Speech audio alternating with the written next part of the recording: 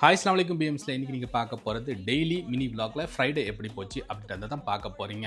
So வழக்கம் போல் எந்திரிச்சு fresh up ஆகிட்டு இறை வணக்கத்தெல்லாம் முடிச்சுட்டு இன்றைக்கி பிரேக்ஃபாஸ்ட்டுக்கு நான் வழக்கமாக போகிற டேஸ்டி தஞ்சாவூரில் போயிட்டு பிரேக்ஃபாஸ்ட்டை சாப்பிட்டுட்டு ஒரு டீயும் குடிச்சிட்டு அப்படியே டியூட்டிக்கும் போயாச்சுங்க. ஸோ டியூட்டி வீக்கெண்டு ரொம்ப பிஸியாக போவோம் அப்படின்னு சொல்லிட்டு ஆவலோடு இருந்தேன். ஆனால் பிஸிலாம் இல்லைங்க, ரொம்ப ஸ்லோவாக போச்சு. ஸோ எப்பயுமே இந்த மாதிரிலாம் போகாது, வீக்கெண்ட்னா கொஞ்சம் பரபரப்பாக இருக்கும்.